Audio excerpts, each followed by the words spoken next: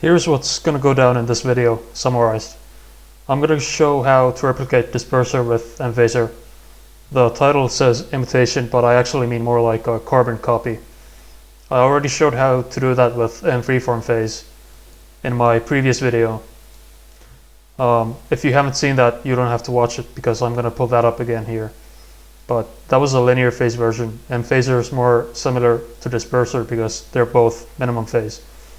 Then I'm going to show how and why these all-pass filters can turn into phasers, demonstrating that with a VST called AllPassPhase.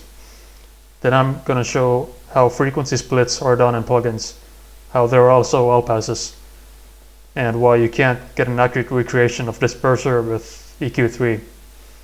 Also why the Multiband Dynamics device is actually better for that instead. That's going to include information that's not even on the Ableton manual. And all that's going to apply to any DAW that has stock multiband plugins. I know that Studio One, Reaper, Bitwig, FL Studio, Reason, Logic all have native multiband splitters. There will be timestamps in the description to different parts of this video. And besides that, I recommend watching this in twice the speed from the lower right corner, because English isn't my first language and I can't talk as fast as I want to. And I watch every tutorial on YouTube with 2 times the speed anyway. So this I learned from Question on Twitter the other day. It's how to replicate Disperser with MPhaser. This is the plugin that I recommend all you download. Adjust the dry wet to 100, feedback to silence, and LFO override to maximum. From here, the max knob adjusts the cutoff frequency, just like in Disperser, and the mode adjusts the amount. There's no way to adjust the pinch or resonance in MPhaser, but the baked-in resonance is the same as having the pinch knob in Disperser at 0.707, which is the default value for most filters, like EQ8, for example. So now MPhaser is Disperser with the pinch stuck at 0.707, the exact same thing. You can't save presets in this free version, but you can replace the default presets from here. Besides, it takes like 2 seconds to adjust all these knobs to the correct positions anyway. All these other parameters here are for controlling the LFO of the cutoff, which is common for phasers, and there's saturation as well. If that's all you came here for, you can walk away now and just go download this. You don't have to hunt for the actual tutorial from the middle of a 25-minute video. But if you want to know more about the why and how, then keep watching, I guess. So the AllPassPhase it can replicate Disperser completely accurately. The amount knob in Disperser adjusts the order of the all-pass filter from 1 to 32. Increasing the order is the same thing as stacking that first all-pass many times in series, while keeping the cutoff and resonance the same between all of them. Like it says on the manual, it's a stack of all-passes, and in AllPassPhase that control is called intensity, and it goes up to 50 instead of 32. Pinch knob adjusts the resonance or Q factor, which goes from wide at the minimum to narrow at the maximum. And Q here does the same thing, except in AllPassPhase it's inverted, so that it's the narrowest at the minimum and widest at the maximum. Here's where it gets interesting. There's also a mix knob here, which if you lower it, you're blending the dry signal in. What actually happens then is that you get these notches in the frequency spectrum. As many notches as it says on here. So now there's 7. It turns into a literal phaser. This is how all phasers work. And that's including the Ableton one. All of them are actually a 50-50 blend between an all-pass filter and the dry signal. Summing them together like that phase cancels some frequencies out. That's why the notches happen. MPhaser is just one of the rare phases that actually lets you get the full all-pass signal. So if you want to recreate Ableton's phaser at 100%, you would have to turn MPhaser's dry width to 50. This is why there's no dry width knob in Disperser. People would think it's buggy or malfunctioning because all of these notches coming up. That's what happens with the multiband compressor inside Serum if you've ever wondered. Serum's multiband compressor, like any band split, has an all-pass response, and that dry wet knob in Serum is just blending the dry signal in instead of reducing the amount of compression like what would happen with Ableton's multiband Dynamics or Xverse OTT. Every time you've had Serum's multiband compressor's dry wet knob at less than 100, you've got the equivalent of 2 first-order phasers in a series at different cutoffs. Specifically, the cutoffs that are used in OTT, which are 80 Hz and 2.2K. That's why there's notches at those frequencies. Why Serum's multiband dry width doesn't use the same logic as in Xverse OTT, I don't know. They're both made by Steve Duda. So anyway, that's AllPassPhase. Another thing about MPhaser is that the amount or intensity or mode, as Melda is calling it, goes up to 100. But it's actually only going up to the 50th order, just like in AllPassPhase. In Disperser, when the amount knob is at 1, there's actually 4 poles happening in the all-pass filter. Think of poles as 6 dB per octave is 1 pole, 18 dB per octave is 3 poles, and 24 dB per octave is 4 poles. So every time you increase the amount by 1, 4 more poles get added. So if you just quadruple the number displayed here, that's how many poles there actually are. That's a smart way of scaling because it corresponds to how many notches you'd have on the frequency spectrum if the dry signal was mixed in. Like I showed earlier, now you get 4 notches. Okay, and hold on. Yeah, AllPassPhase does the exact same thing with its intensity parameter. You can see it from here, like I just showed you. MPhaser, however, adds 2 poles at a time instead of 4. So having the amount in Disperser at 32, which is the maximum, is the same thing as having this mode at 64. And having AllPassPhase at 50 is the same thing as having MPhaser at 100. This comes free with the free FX bundle from Melda, and it comes as VST and VST3. It's both Windows and Mac compatible. And the reason I'm recommending this plugin as the definitive free alternative for Disperser is that AllPassPhase, while it has the resonance control like Disperser has, it's only for Windows. And well, MPhaser is missing the resonance knob. I don't think it's that important. And with MPhaser, even if you use it as an all-pass, you can make use of the built-in LFO and the feedback and get some even crazier and wider sounds. But if you for some reason want to adjust the Q and are on Windows, then you should get AllPassPhase.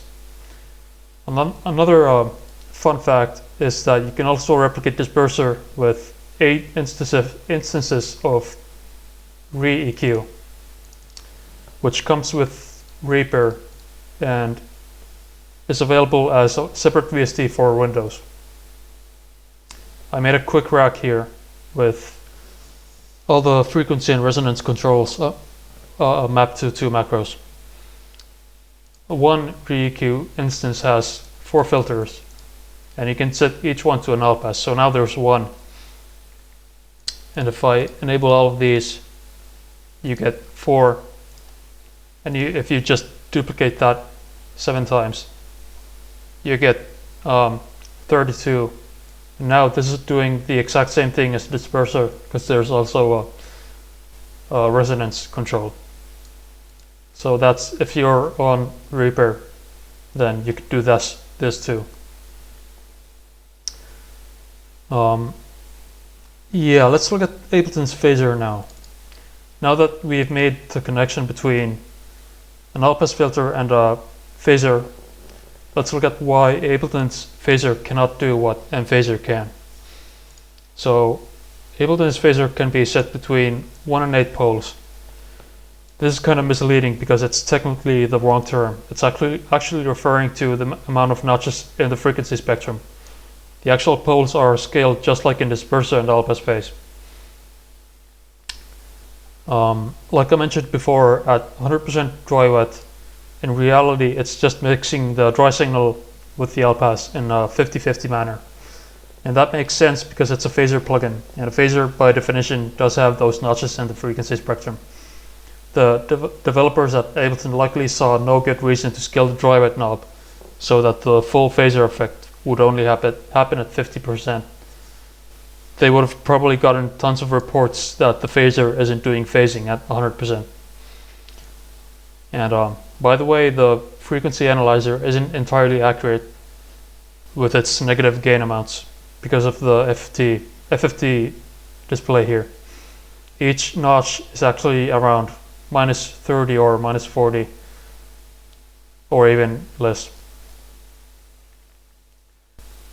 However, Melda decided to let the users set the dry wet so that you get the full allpass, and they compensated for that by making the default value 40. So out of the box, MPhaser comes out actually acting like a phaser. Ableton's phaser has 2 modes, earth and space. When it's set to earth, the color knob is actually the resonance, just like pinch in Disperser. It goes from wide to narrow, and when it's set to space, the resonance becomes static and you can't change it. It's roughly equal to earth mode at 18.2%. But the feedback is different. You can see that here.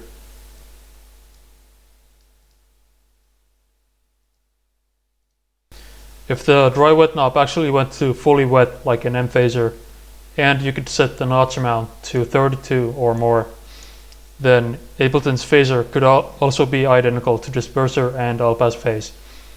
But instead, a popular method inside Ableton to recreate Disperser is to stack a bunch of EQ3s.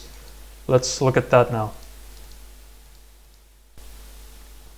EQ3 is a 3-band split, which isn't even mentioned in the manual. There's a low pass, a band pass, and a high pass. Calling it an EQ is kind of stretching it and has led to confusion among producers who've actually thought it's an EQ and wondered why it's there when there's EQ8 and now there's channel EQ. If you right-click the top section and disable flat response, all of these become butterworth filters. A butterworth filter at its default resonance, which can't be changed in EQ3, is -3 dB at the cutoff. If you enable flat response, it becomes a linkwitz-riley filter, which has its cutoff at -6 dB. Butterworth filters are what most digital EQs and filter plugins use. Ableton's EQ8 uses butterworth filters, so does FabFilter's Pro Q3 and 2, as well as kHs filter. Since I don't have EQ8 in this version of Ableton, I'm going to show use kHs filter as an example instead. When the slope is at 1, it's a 2-pole butterworth filter, which equals to 12 dB per octave. the exact same thing as the 12 dB per octave filter in EQ8, identical. The default value here again is 0.7071, just like in EQ8. And if I bump the slope to 2, now it's identical to the filter in EQ3 when flat response is off.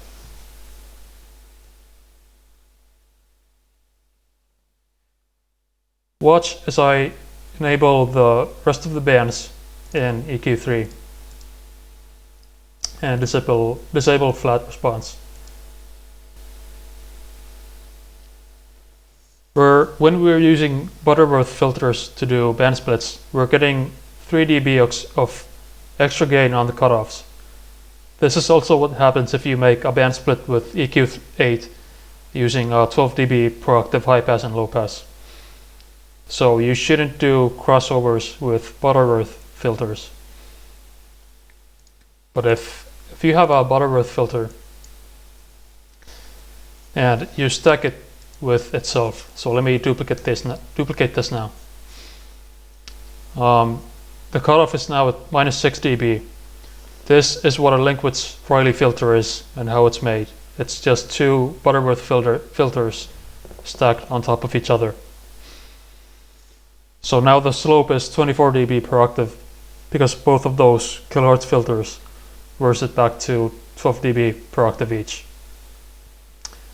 So now it's a 4-pole linkwitz-riley filter, usually written as LR4. Notice how there's just one phase shift around the cutoff. That's why Disperser's amount knob is scaled to have 4 times the actual poles per order. So let's have EQ3 with linkwitz-riley filters turned on.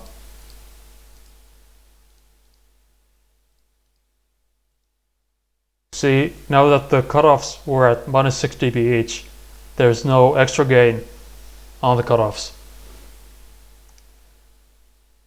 Only the phase is changing, and that's the definition of an all-pass. Linkwitz-riley filters are always used in every single frequency splitter ever, including Ableton's Multiband Dynamics and plugins such as Volume Shaper, FabFilter, ProMB, and Saturn, X4OTT, as well as the new frequency splitter and FL Studio. For multiband plugins with a crazy amount of bands like Trackspacer or a couple of Vox & Go plugins where you can have up to 60 bands, they work like dynamic EQs because doing that many crossovers is going to sound like Disperser quick. So why doesn't duplicating EQ3s get accurate to Disperser? It does get close or similar, but not accurate like MPhaser or AllPassPhase. When Disperser is set to an amount of 1, or AllPassPhase is set to 1 iteration, or MPhaser is set to 2, or you have 1 AllPass enabled in ReaEQ, you are getting the exact same AllPass response as a 2-band frequency split done with 24 dB per octave linkwitz-riley crossover. In Ableton, a way to achieve this with Multiband Dynamics is to just turn off one of these. Turn off either crossover and turn the amount knob to 0 so that the crossover is still there but any compression is bypassed. If you then group it into a rack, assign the enabled crossovers cutoff to a macro knob and duplicate the Multiband Dynamics a bunch of times, it's the same thing as Disperser with the pinch knob stuck at 0.707, just like with MPhaser. But EQ3 is a 3-band split. So there's 2 crossovers and 2 cutoffs, right? So if you want to replicate EQ3 at these settings, you'd have to take MPhaser with the mode at 2 or Disperser with the amount at 1 and pinch at 0.707 and set the cutoff to 1K and then duplicate that and set that cutoff to 8K. And when you duplicate EQ3s, it's the same thing as increasing the amount of both on both instances of Disperser or MPhaser. There's no way to disable either crossover in EQ3 and make it just a 2-band split, which is why you can't get EQ3s sounding identical to Disperser, or at least a single instance of Disperser. It'll always be a little off, which isn't a bad thing inherently. You might as well prefer EQ3s because it's just like having 2 dispersers at different cutoffs. You could group all the EQ3s, set their cutoffs to 2 macronopes, for example. And if anyone is selling a disperser Ableton rack that does exactly this, then please do not waste your money. It's easy to do it yourself. I think duplicating EQ3s or frequency splitters is cluttery. I don't like having multiple instances of an effect like that just to achieve what a single plugin could do. So to cap this off, let me pull up MFreeFormPhase again and recap my other video about it. It's a linear phase all-pass with huge latency. It has 170 milliseconds of latency, and it lets you draw the phase shape yourself instead of being limited to how normal all-passes affect the phase. So you can just draw here and see that it's reflected on the phase analyzer. The graph is inverted, so we know that one normal all-pass looks like a downwards saw shape. So we have to do an upwards saw shape ranging 360 degrees on here.